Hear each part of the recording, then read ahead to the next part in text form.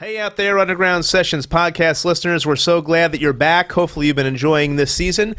Today we're covering the exciting topic of the end times, eschatology. There's lots of different views on this. Today we have two exciting scholars. One was my professor and one was Pastor Dave's professor. So we're joined by Craig Blomberg, who is the author of many, many books. He's a professor at Denver Seminary.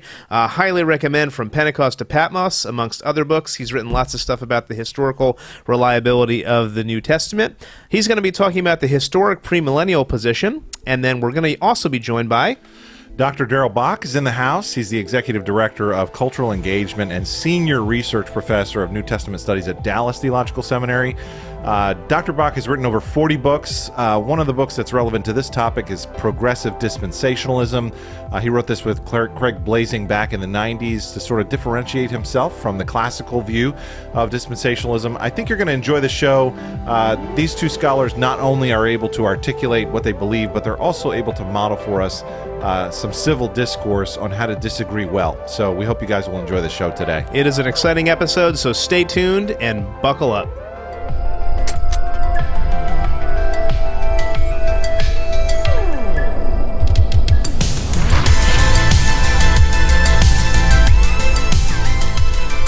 Maybe we could just reference. I know they won't want us to, but reference one or two of the books, the multitude of books that they've written. You got one over there. We do a podcast Dr. each Bock, week. I had to choose, man. I have like 10 of your books, but I figured this was one of the more relevant ones. I don't know if this cover is out of date, but this is what they were having us read 20 years ago. Yeah, I would say between DTS. that and cultural intelligence, because cultural intelligence asks the missional question about what's important. Yeah, wonderful. And then Craig has written a number of things. The most relevant one might be the Pentecost to Patmos. I think this is an older version. I do have the updated version on Logos. Right. But the other relevant book that you edited was the Case for Historic Premillennialism with Dr. Soong-Wook Chung, who I took my eschatology class with at Denver, and certainly had a few classes with Dr. Blomberg, which was always very edifying. So we're talking today about eschatology, and we're preaching through a series on Revelation, and we thought we'd get some heavyweights in here to help us sort through a few of these important issues. So do you want to take the first question? We'll go back and forth. Dave and I are going to tag team here. Sure. Glad to have Dr. Bock and Dr. Blomberg with us today. Thank you guys for taking some time. So why don't we just start with sketching out your position. So Dr. Bock was one of the professors at the seminary that I attended, and maybe you could just help us understand what is this thing called progressive dispensationalism. Here's a book with your name on it, Dr. Bock. Can you give us a flyover of what that term means and help our audience understand this concept? Okay, I'll take the terms in reverse order. So let's talk about dispensations first. A dispensation is basically an administrative arrangement. It's an economy. It's a stewardship term. So I tell people, if you look at the Bible and you see how salvation was managed structurally, not just the presentation of the message, but the people through whom the message was delivered, you have three different structures. And this is assuming millennialism at the end. You have Israel, which is a nation and a people among the nations. You have a transnational entity called the church in the middle. And then you have Jesus coming back and ruling over a kingdom of peoples and nations at the end. Those are three different administrations, three different administrative structures that you are dealing with. So those are the core dispensations of the Bible, and I dare say whether one is dispensational or historic premillennial, they have those structures in their model. Those are givens. And my joke about the millennium is when Jesus comes back, no one's going to debate who the Pope is. So that problem will be solved. Oh, there you go. So those are the three structures. The progressive part of it simply means that as God has been accomplishing his program through these differing structures, he has done so through a progressive revelatory model that has taken covenant promises and gradually realized them so that the promises are connected to one another. And dispensationalism is known for the way it talks about differences, because these different structures have different ways of administering what's going on, even though there's a singular plan with Jesus at the center that keeps the whole thing connected and continuous as you move through those differences. And in the midst of doing that, each dispensation is building and advancing the program kind of one step at a time. So in its most basic form, in an elevator pitch that is taking you from the first floor to the 100th floor, that would be how I'd say it. That's great. So one quick follow-up before we go to Dr. Blomberg, sort of sketching out your position, is how would you differentiate progressive dispensationalism from a more classic dispensationalism, and how do you understand how the continuity or the discontinuity work with your system as compared to a more classical approach? Dr. Bock? Is that for me? That's for you. Or for Greg? That's for you, yeah. The classical approach emphasized the differences and tended to speak about Israel and the church in very distinctive categories. It tended to reserve the Old Testament covenants in its most traditional form strictly for Israel in the future in the millennium. And so the church age was seen as this huge parenthesis in the program of God that was accomplishing something, but not necessarily things that were committed to and discussed so much in the Hebrew scripture in the Old Testament. And what we're arguing, this is the difference. What progressives are arguing, no, these connect to the promises of the Hebrew scripture. This is part of the realization. Don't disconnect it. It's the appearance of parenthesis. It's not a real parenthesis, because what gave the appearance of a parenthesis was in the Old Testament, when you got these promises, you got them as a package. It was all tied together. When you came to the New Testament, it got pulled apart into two comings, and you created this gap in between that you had to deal with. And so the church is the gap in between that you have to deal with, that is on the movement towards consummation from inauguration. You have an inauguration stage associated with the first coming. You have a consummation stage associated with the second coming, and the church is managing that promise in the interim, okay? But it's a part of the program. It's a part of the plan. It's a parenthesis. It isn't plan B, all that, whereas traditional dispensationalism tended to treat it as almost a plan B. That's perfect. Thank you. All right. So Dr. Blomberg, same question for you. How do you understand, your position in terms of eschatology? Can you sketch out sort of a flyover of what is historic premillennialism? Well, I'll take Darrell's lead and start with the second term as well. People tend to talk about premillennial or postmillennial or amillennial understandings of eschatology, and that simply means that Christ's return, if you're premillennial, comes back before the millennium. If you're postmillennial, he comes back after the millennium. And if you're amillennial, you don't see a literal, definable period at the end of history separate from the church age that can be called a millennium.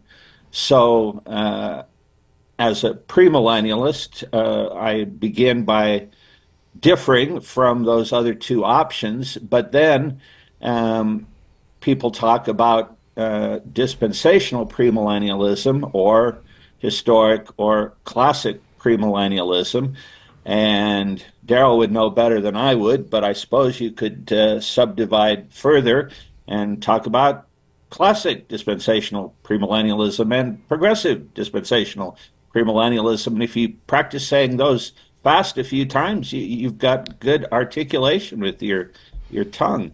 And you get a degree. Yeah, at least. But the distinctively dispensational form of premillennialism is usually traced.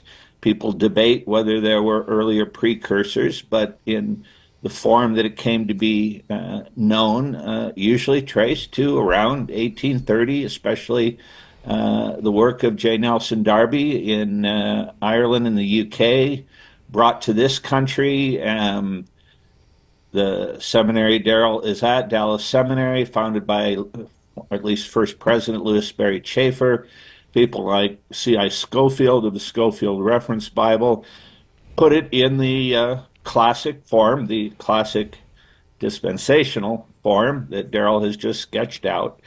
And what he has done, along with Craig Blazing, some other people, Bob Sosi, back in the 1990s, has been to move a little bit away from that in what I think are all good ways. The historic premillennialist says, no, let's not add any of the distinctives of dispensationalism necessarily. Let's just stick with the basic form that we believe we can see, especially in a pre-Augustinian age in church history. Not the only view, but there does seem to be a period of time when it was more dominant, certainly than it became with the millennium of Catholic dominance and the theology of Augustine. So absolutely, Christ comes back before the millennium. Some other things that we would say got added at a later date, like a pre-tribulational rapture, wouldn't necessarily be a part of historic premillennialism. That's super helpful. So, Dr. And Bock, I'm not sure whether I got up to the 105th floor or where, but yeah. Well, door open and I'm there to greet you. Listen, the only thing that probably we haven't said that needs to be in the mix, and Craig was alluding to it at the end, is the different views on the tribulation period leading into the millennium. And generally speaking, dispensationalists, because they have a role for Israel, which is important to dispensational, tends not to be as important in historic premillennialism. That leads to a pre-tribulational rapture where the church is removed before the 7-year tribulation that leads into the millennium, which is a global conflict period, basically. You have some people who hold to what's called a mid-tribulationism.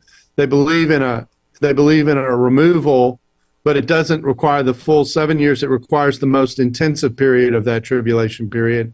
And then you have a post-tribulation view, which dispensationalists joke is the U-turn, because you go meet Jesus in the air and then immediately return to participate in the millennium. And so that tends to be, the historic pre-mill position tends to be post-tribulational, generally speaking. I think that's a fair thing to say. Yep. Whereas the dispensational position tends to be either pre or mid-tribulation. It's usually pre, but some a handful who are either mid-tribulation or what's called pre-wrath, which is basically a form of mid-tribulation. So that covers, if you filled in your map as we were talking, okay, you now have all the gas stations along the way. I remember hearing the pogo stick analogy rather than the U-turn as the way to make fun of people going up to meet Jesus and coming right back down. But, just escort him to earth. Okay. So yeah. Well, we do have a question on 1 Thessalonians 4 later on, so maybe let's hold on to the pogo stick for just a second. So, just as a little background, we're going through the book of Revelation here in our church, and we're just in chapters 2 and 3, but we're starting to get to those portions of the scripture that are debated. And I wonder if you could each speak to the 4 different ways to read the book of Revelation and how you might either relate to one of these, or maybe you have an eclectic approach. What I'm referring to there is sort of the preterist view of Revelation, the futurist view of Revelation, the historicist view, or the idealist view. How do you see those views, and how do they relate to your beliefs about the book of Revelation? Either one of you guys, whoever wants to take it first. I would be primarily a futurist in the sense that I believe once you get to chapter 6 of Revelation and the beginning of the 3 sets of 7 judgments, we are talking about things that have not happened yet. And that's true of just about everything in the rest of the book, except for the beginning of chapter 12, where there's a flashback to the birth of Christ and him being caught up, the ascension and the persecution and protection of the church. But I like what one of my professors, who ought to still be with us, but he died too young, Grant Osborne, said in his big Baker exegetical commentary on Revelation, that there are elements of truth in all four approaches. I think the historicist is the one that influences me the least. I can still remember hearing Jay Kessler, former president of Campus Life Youth for Christ and later Taylor University, when I was in high school, giving an amazing talk on his interpretation of the seven churches of Revelation and how each one consecutively stood for a different period of church history. And not knowing anything better, I bought it hook, line, and sinker until a friend of mine said, yeah, that can work as long as you ignore 90% of the other things that were going on in each period. But in the sense that things keep getting repeated, there is a certain measure of truth to that. The idealist that says these are timeless principles in the fight between good and evil, sure, there's a sense in which that is also true, but that doesn't exhaust the meaning of Revelation. The preterist one gets to be maybe the trickiest, and people talk about partial preterism and full preterism. I'm convinced that, as Gordon Fee and Douglas Stewart say in How to Read the Bible for All It's Worth, Revelation cannot mean today something that it couldn't have meant to its original audience. And so, of course, the imagery is going to be couched. The visions God gave John are going to be described. He is going to see things that will make him think of the Old Testament, make him think of current events, make him think of cultural phenomena in the Roman history of recent years. But they don't refer to things that were exhausted by or completely fulfilled within the first century. Things are going to happen again, and they're going to happen on a grander and more awful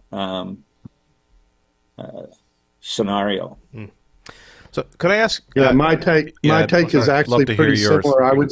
I'm a futurist primarily. I do think that what makes Revelation hard is that it's talking about entities that represent categories. So let me talk about this. When you see the term Babylon or something like that, you're talking about world empires that exist apart from God, that have been present in every age, and they have a life and a genealogy that they pass on from generation to generation.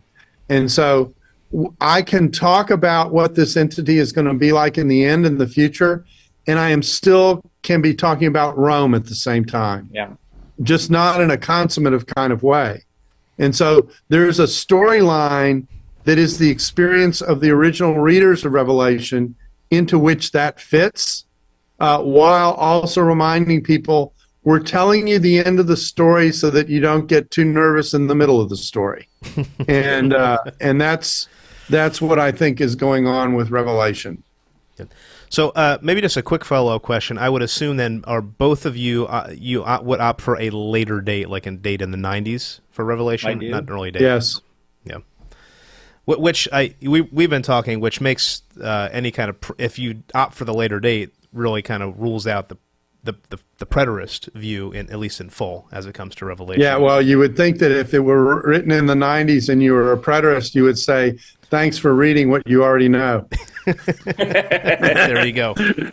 All right. Do you mind if I take a couple? Please. All right. Okay, so maybe let me start with Craig. So Darrell started to get into this a little bit before, but as it relates to the main storyline of the Bible, how do you do more of a whole Bible theology? So in my impression of historic premill is that there's a bit of a spectrum where some might lean a little bit more towards dispensational and some might lean a little bit more covenantal in their understanding. How do you put the Bible together? Well, I think it's already put together, but no. Well, I mean, how do you understand the plan of redemption and the storyline? I like the simple four-part approach that many people of a variety of perspectives have held, that you have creation and original perfection that's marred by sin and all of its effects, and then an unfolding story of redemption, which finally comes to fruition in what's called the consummation. And those are disproportionate parts of the Bible. Only 2 chapters deal with creation, and 1 chapter with sin, and then almost everything else with redemption. And if you include the millennium, or you put just new heavens and earth, either Revelation 20 or 21 through 22, then becomes the consummation. In terms of the relationship between the testaments, I gravitate very much toward a promise fulfillment scheme, and I realize any scheme becomes overly simplistic. But I probably wouldn't even think in terms, not only would I not think in terms of the church age as a parenthesis, but simply that was the goal all along. And who actually makes up the membership of the church. Probably weren't nearly as many Jews as God or others would have hoped for, but that didn't change anything about the plan. So once you need to have a plan of redemption, there's a whole series of promises, and what is often associated with historic premill, but not limited to it, the idea of an already but not yet kingdom, is exactly what would have happened on any scenario. And Jesus comes announcing that it has arrived. The kingdom is here, and yet he's not taking up arms, and nobody else is overthrowing the Romans. But it's not fully here. It's in seed form, like his seed parables describe. And so we have to wait for the final consummation for all things to be fulfilled. Good. And then I'll just say this. I think it's covenants and dispensations. I don't pit them against one another. The covenants give the content of the promise. The dispensations give the structure through which the promises travel. So that's the first thing to say. Second thing I'll say is this. I find that when I'm in a conversation with historic post-tribulational premills, I think you got them all in there, that what I find not discussed enough is the role of nations in the conversation as opposed to ethnic entities. Mm-hmm. And so what dispensationalism will highlight is not only is there a salvation of individual Jews and Gentiles as ethnicities, but there also is the idea that Jesus is going to rule over a series of nations and peoples in the midst of that. There's both going to be an individual and a corporate dimension.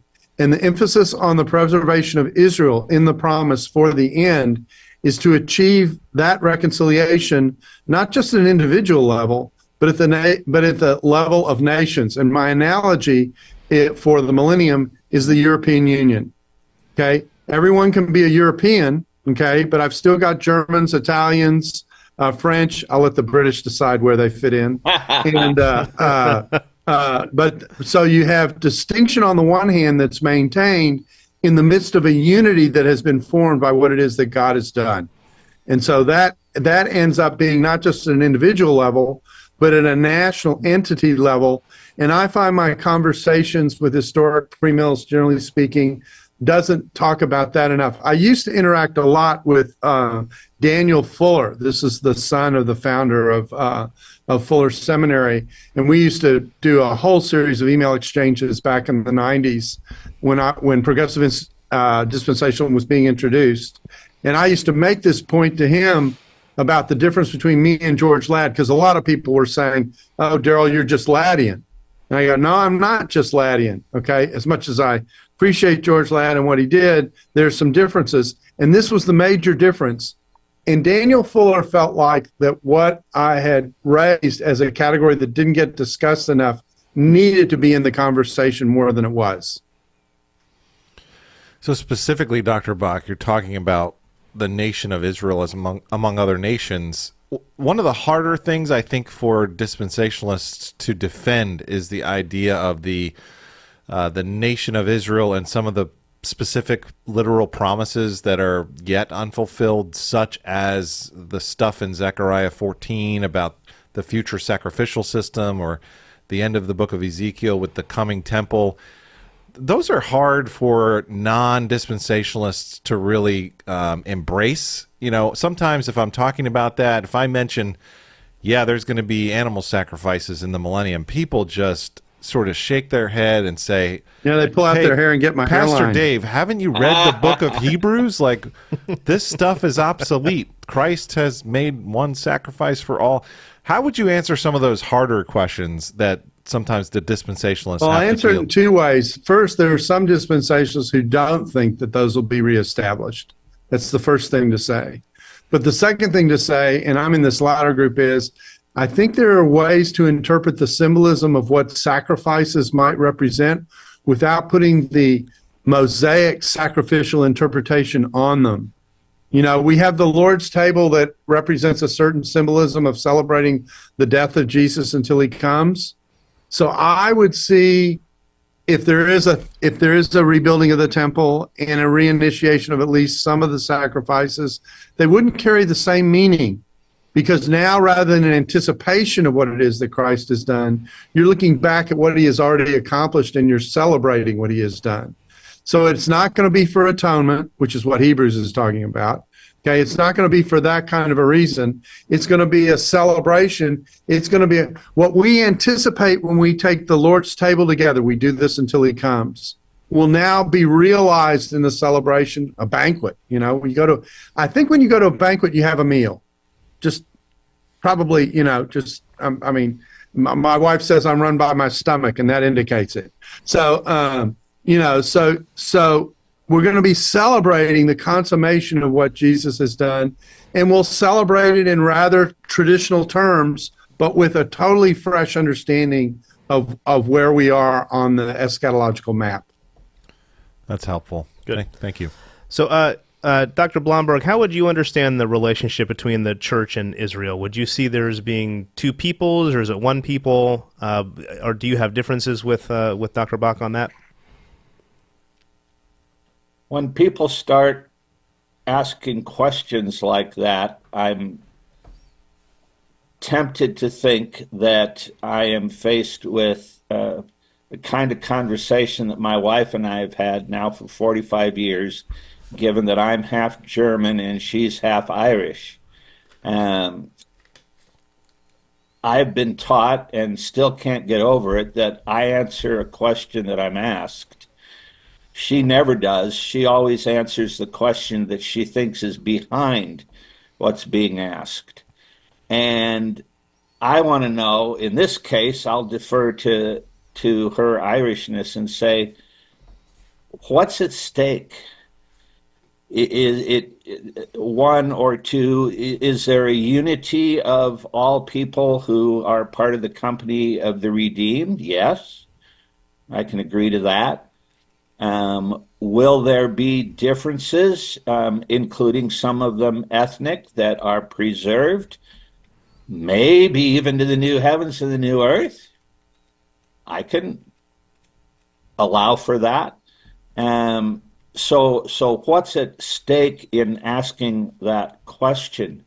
In terms of responding to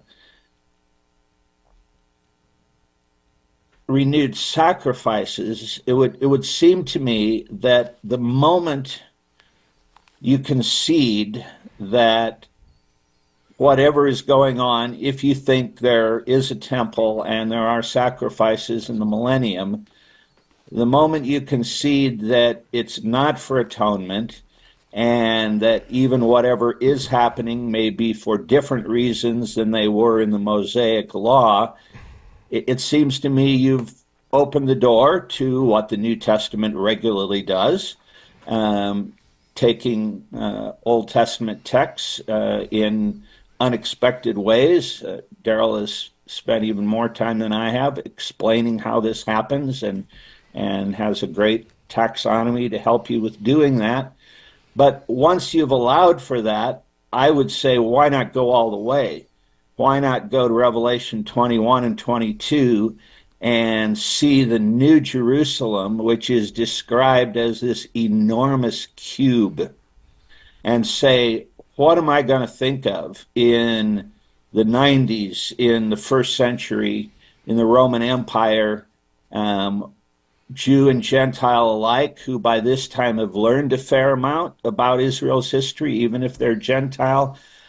This is the Holy of Holies. This is the big cube that's part of the temple. So I take Ezekiel 40 to 48 with my colleague Dave Mathewson, who wrote his dissertation on the use of the Old Testament in Revelation 21 to 22, as fulfilled in the New Jerusalem, in the new heavens and earth, and therefore I don't have to make a place for it in the millennium and come up with how we can allow for it, that it doesn't contradict Hebrews. That all just becomes unnecessary. So, and I think my way to respond to the question is to say, I think sometimes we form questions as an either or that actually are a both and, which is what Craig's early answer suggested as well. And the question on the sacrifices is a similar kind of thing, which is I can agree to everything that he said about the big cube that is the New Jerusalem on the one hand, and still see the picture of the little cube functioning with sacrifices included, while tipping my hand, as I suggested some dispensationalists do, just saying maybe we don't need that. But and I want to this is a good point to make, a point that I think you're hearing in this conversation that we haven't stated between us yet, which is there are many things in here that we are discussing between us that are very much in family conversations, but we are not losing sight as we talk about this, about what we share in common in the midst of those differences. And what we share in common are the biggest truths that the Bible has to offer us. There is coming a day when peace and righteousness will be established, when reconciliation will happen, when Jesus will rule over all the earth, where everyone will recognize who he is. There's a victory coming that makes any trauma that we go through now in the midst of a fallen world worth it, because it's all going to be resolved by God in the end, all those things.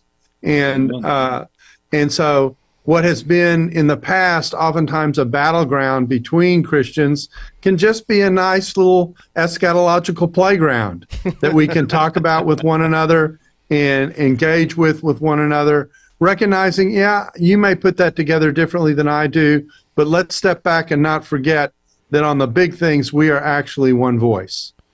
And my one footnote to that, a long footnote, is that unfortunately at the popular grassroots level, and since last October we've seen it again, there still is a popular notion in a lot of American Christian circles, not limited to traditionally dispensationalist ones, but particularly within them, that takes hope for Israel as a nation in the future to mean we must, in our politics, in our theology, support the current state of Israel, right or wrong. And I know Darrell doesn't believe that, but I run into him every week. And so at that level, the conversation takes on a little more meaning, because if I were to grant every dispensationalist premise, I would still go back to the Old Testament and to the Mosaic Law and see everything that Israel will be judged by. Prominent among them is, are they treating the foreigner in their midst as an equal? Well, obviously, none of the current conflict would have happened had there been a little more justice in Gaza and the West Bank. Yeah, the trick about the current application is, of course, that what gets framed as a two-way conversation between Palestinians and Israelis is actually a three-way conversation in which you have Iran and proxies at work, and who believe that Israel doesn't have the right to exist in the Middle East, which complicates everything. It's hard to have a conversation at the peace table when one of the partners at the peace table says to another partner at the peace table, you really don't have the right to be here. And so that complicates the situation in the Middle East. Israel feels like she's under existential threat, and from some she is. And then my very crass line about the Middle East goes like this. Most people think it's a two-way conversation. It's actually a threesome, and threesomes don't work. And you could probably argue that it's at least a four or a five-some, because you've got Russia trying to figure out who they want to support for their own interests, and China doing the same thing. That's right. And when you hear discussions of some people who are rightly concerned for the rights and injustices that Palestinians are suffering, what you often don't hear in the same breath but needs to be there is that there are some people in that conversation who have a jihadist agenda against Israel. Yeah. And when that is absent in the conversation lacks balance. Good. That's very helpful. So, Dr. Blomberg, can you echo the sentiments that Dr. Bock was saying earlier about how this is a sort of an inter-family, intramural dialogue? Sure. How would you think about disagreements on these issues? We're not in the first tier here. I don't know if we're in the second tier. Maybe we're in the third tier on some of these things. But how do you understand our ability to disagree well, and how can we do better about that? One of the absolutely most rewarding things that I have done in my ministry came back in the very early 1990s during the Gulf War, where a colleague at Denver Seminary who was a dispensationalist and I were both attending the same church, and the pastor asked us if we would jointly share the sermon and turn it into a dialogue. He might have used the word debate, and talk about our differing views on this. And we liked each other, and we didn't want it to sound like a debate, but wanted it to sound like a dialogue. And I think it succeeded. And when we finished, there were just bunches of people who said things like, that was great. Why can't we do that more often? Why can't Christians talk to each other, even in public, even about some somewhat important things that they differ on, and show that they still like each other and they're not bad-mouthing each other? And so over the years, when I have had opportunities to do something like that, and not just on this topic, I jump at the opportunity because it's not modeled enough. Good. Well, thank you guys for helping us to model that kind of civil discourse amongst brothers. Have you? Go ahead, Bob. Well, I was going to say that's one of the things I think we're trying to do in this series we're doing on eschatology, is understanding that there's good people that hold different positions on this topic. Do you mind if I ask about Please. Yeah. So maybe one topic in this discussion that I find people have an emotional connection to is the nature of the Great Tribulation and the Rapture. So I do think you guys have different positions on that. So maybe I would just ask, what is your understanding of what is the Great Tribulation? Is there a longer tribulation? Is it only at the end of history? How do you look at passages like Matthew 24, Luke 21? And then, the flip side of that is then, of course, what is the rapture? When does it occur? Maybe the relevant text with that is 1 Thessalonians 4. What's your understanding or differing understandings on those topics? And how do we disagree well about those? So let's start with the imagery. In Romans 8, it says the creation's groaning until Christ returns. And the picture is the picture in the eschatological discourse, the Olivet Discourse, is certain events are the beginning of birth pangs. It's been one heck of a long birth. And so 2,000-year labor. Yeah. So your wife's 9 months labor, that's nothing compared to what's going on eschatologically. So the point is that creation has been under tension really since Christ has come, and since his death, actually before that. And there's a sense in which you can talk about our always being in tribulation. But the Great Tribulation is a particularly concentrated and very comprehensive kind of global suffering that will come before Christ returns, traditionally put into a 7-year period, probably out of recognition of the 70th week of Daniel in part. And so, although that can be subdivided sometimes into 3.5 years and 3.5 years in which the latter part is the more intense. And so the idea is this will be a period of unprecedentedly difficult world conflict and tension. If you think we're struggling now with just the Ukraine and the Middle East, just add battles on virtually every continent and tension globally, and you'll get the picture of what is portrayed. Question, is it hyperbole or is it real? That we could discuss. The point is, it is tension at such a global scale, it cannot be missed or ignored. Having said that, then, in First and Second Thessalonians, there are promises about the believers in the church being part of the day and not the night, and not experiencing the day of the Lord, of which this tribulation period would be a part. That's probably the core rationale for the pre-tribulation rapture, is that there's be no way for the church to escape a tribulation as comprehensive as what the Bible is talking about in that period. And so the argument becomes, the church is redeemed and pulled out of that before that happens. In contrast to the post-tribulational picture, which says, no, we go through that all the way to the end until Christ returns. And one of the reasons for saying that is when you're in the Gospels and Jesus material, he doesn't make any distinctions. There are no distinctions in the Gospels.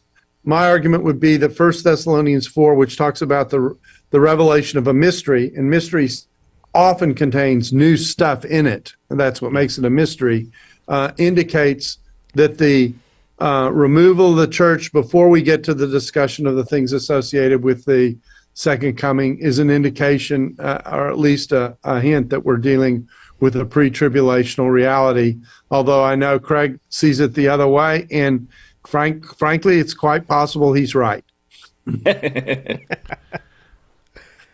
Craig would probably be happy for you to be right, though. I mean, we'd all of us who are in the church would rejoice if I am right. Okay? Nobody wants to go through the worst of tribulation. I knew I wouldn't remember everything that's important to say here, so I wrote down at least 6 things, and I have no idea what order to address them in, but I'll start with 1 Thessalonians 4, when it says that believers are caught up literally unto a meeting with the Lord in the air. The Greek word that is used there often, and not always, refers to the kind of meeting that involved an embassy, a group of people leaving a town when news came that a visiting dignitary or triumphant military ruler or king was on the way to that town, and they formed a welcoming party who would then escort them back to that city. And so, in a sense, it is a pogo stick. You jump up and you escort Christ back to earth in victory. There are 2 other places in the New Testament where that word is used, and I think it works to see it in this fashion in those 2 places also. I still remember John Walvoord writing an article, long since passed away, but well-liked and revered and long-tenured president of Dallas Seminary, saying that the biggest problem with the post-trib rapture is that it required God's people to experience God's wrath. And I don't know of a post-trib person who says that. Satanic attack, for sure. Human persecution, definitely. But the whole point of the imagery of the sealing of God's people in Revelation is that they are protected from God's wrath. And so, however that works itself out in details, they don't experience the same depth of evil and of suffering as other people do, but they are still present. I've always been intrigued by the second set of 7 judgments in Revelation, the trumpet judgments, and the frequency of a third of the land, the water, the fresh water, the rivers, the grass, whatever's being talked about, a third was affected, which means 2/3 wasn't affected. I don't know how that's going to play itself out, but maybe there aren't wars on every continent. Or maybe there are, but they only affect a third of each. And I'm not trying to be hyper literal with the third, but I think there is something there that's saying it's only when you get to the very end and the final series of judgments that you don't have fractions attached to them.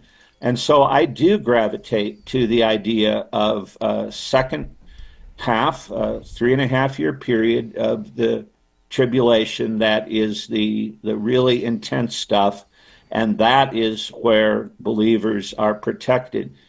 I'm fascinated by the fact that Revelation 11 and 12 and 13 all have multiple references to 3.5 years, 42 months, 1,260 days, which if you take a 30-day month, those are all the same thing. And there's not a single reference to 7 of anything, much less 7 years. I'm intrigued by the fact that 7 is the year of perfection, is the number of perfection. Do I want the tribulation to be God's perfect and final word? No, I think 3.5 is the imperfect number. It's half of that. And that's going to be the most that we have to suffer. Did I forget anything here as I look at my notes? Yeah, I think that's probably the heart of it. Good. And for me, on the pogo stick, if it's a good pogo stick, and we know how time gets handled in the Bible, the Lord's coming soon. Yep. What looks to be immediate may not be so immediate, that kind of thing. So I think there's a way, in other words, there's a way for me to recognize the imagery that Craig has pointed out without necessarily stepping away from a pre-tribulational understanding. I want to say something I agree with him on very much, and that is the intensity of the tribulation period comes in the latter half. And that is pretty clear from the way Revelation is laid out for the reasons that he noted. Very good. So how about application? How does my view on the end times, eschatology, all of these things, how does that really impact how I live today? Either one of you guys. It means that the apocalyptic messages that you get during an election should be ignored because they ignore the apocalypse. I think you've said that before. That was well crafted. That'll preach. We'll have to steal that. Well, one of the reasons we did choose to go through this particular expositional series this fall was because we thought God's people would need a regular reminder of the fact that he really is on the throne and that he is in sovereign control of history. So, people do tend to think about global events during an election cycle. It is kind of feeling like a felt need, but at the same time, we remember there's a throne, and neither Donald Trump nor Kamala Harris is sitting on that throne in Revelation 4 and 5. And the one who is in control of history. Yeah, you don't know whether you're in the second period or the third period of the game, but the one thing you know is when the score is tallied at the end, we know who the winner is. That's right. Just relax during the game. Yeah. I would add to that the danger of casual, maybe even caricature of the pre-trib position is an attitude that whatever's coming, I will get out of really bad stuff. I talk to our counseling faculty, and I try to ask this question at least once every 5 years as people come and go, and I've gotten the same answer every time. Americans maybe have the most anemic theology of suffering of anybody on the planet in our current Christianity. And of course, I don't want to suffer any more than anybody else does. But the glib idea that, well, we don't have to worry about earth care, we don't have to worry about social justice, it's all going to burn, the end is just around the corner, and we're going to get out of it. The opposite danger is survivalism, and we see that here in the West way too often. I am going to go through the worst, and therefore I've got to hunker down, and I've got to store up and stockpile my guns, because sooner or later everybody's going to come. They won't have the food, and I've got it, and I've got to keep them away. Well, actually, if you have the food and you're a Christian, you ought to share it with them, but that somehow doesn't get taken into account. And so it's these extremes that come out of the views that no thoughtful theologian in setting up the views intended in the first place that concerns me some. So just to piggyback off what he said about engagement in the world today, we're supposed to be, sorry for my phone going off in the background, we're supposed to be committed as Christians to serving people no matter where they are and what they're about. So I tell people, if the way dispensationalism sometimes gets characterized as not caring about the world because it's on a sinking Titanic or however that gets, if that's true, I shouldn't have my current job. My current job in cultural engagement is to ask the question, how should people as Christians function Christianly in a way that serves not just the church, but the world in a positive way with a Christian witness? And so I'm never supposed to give up on what the goal is. I can't control, I'll say it this way, I can't control the depravity of people that leads to conflict and war, but I'm not supposed to contribute to it. And so, so that means that as a Christian, I seek that which is supposed to be best and healthiest for people. And if they choose not to go in that direction or attempt to pursue that direction and to pursue conflict, then I do the best I can to cope with that. But that's not, I shouldn't be resigned in not caring about the fact that that's going on. And so I care about justice. I care about righteousness, because I'm supposed to be sneak previewing what is to come. Yeah. And to show what the world could be like if people were properly responsive. And so that's what I'm called to model, even though the world that I function in often doesn't model. I love the passage in 1 Peter 3 that says, if you suffer for doing right, if you suffer for being slandered, it says it 3 times in the space of 5 verses. It applies Bock's law, which is every good deed will get punished in a fallen world. So that's what you have to expect as a part of ministry. That's why Jesus said to his disciples the whole second half of his ministry, if you follow my way of the cross, the world will push back against you. Don't be surprised. Don't whine about it, okay? Don't be surprised. And when you talk about America having an anemic view of suffering, part of how you can tell that we have an anemic view of suffering is we whine about it a little too much because it's coming with the territory.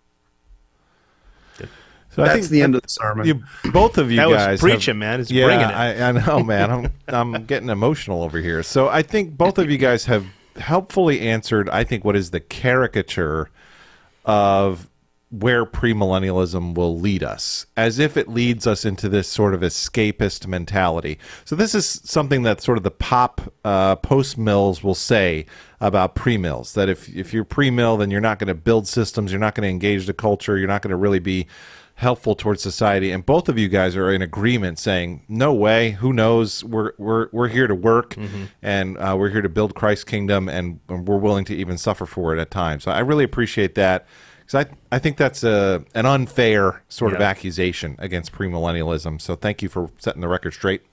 We're kind of coming to the end. I think we should probably point towards maybe one final question.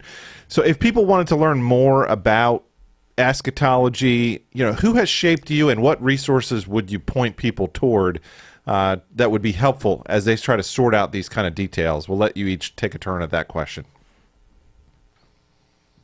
Go for it, Darrell.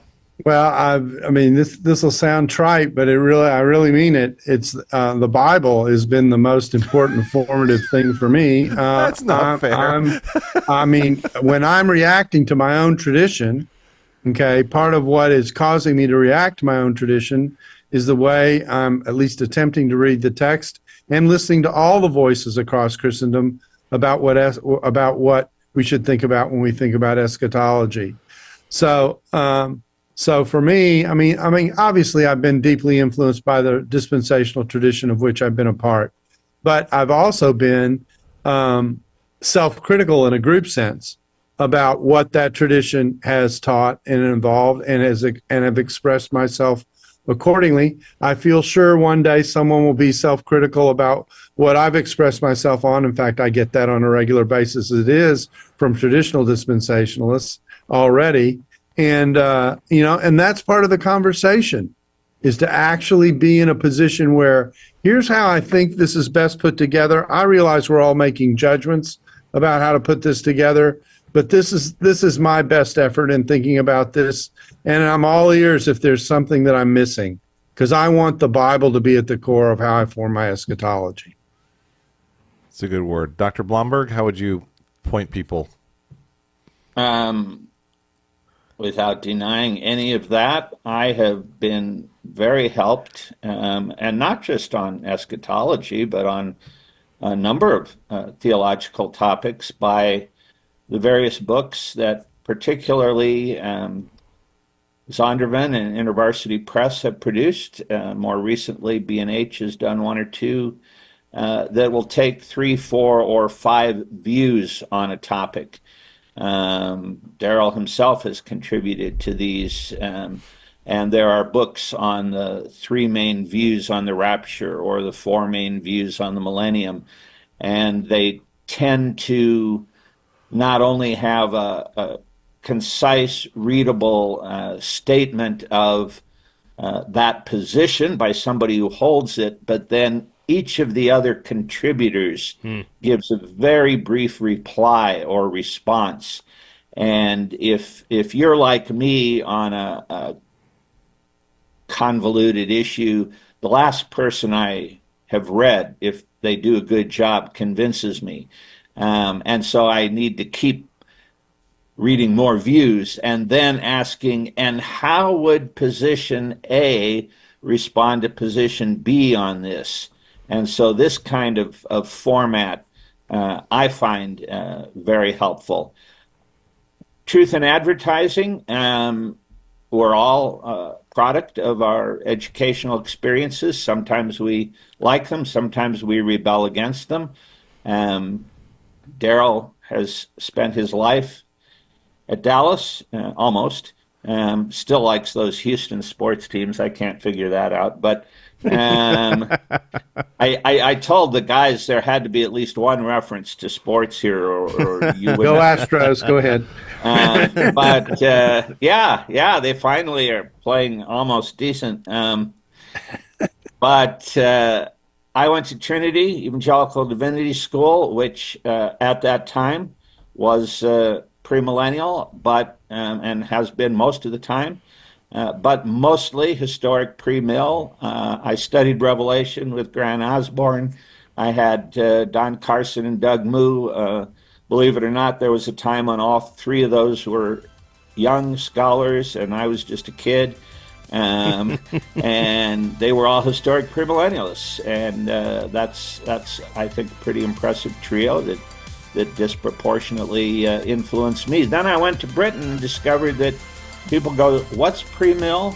Everybody just assumes you're amill, and that's another story. Great. Wonderful. Well, thank you so much for both giving your time today. I think this was wonderfully enlightening and challenging, and we hope that those of you that were watching really enjoyed it. So thank you for being here. Thanks, Scott.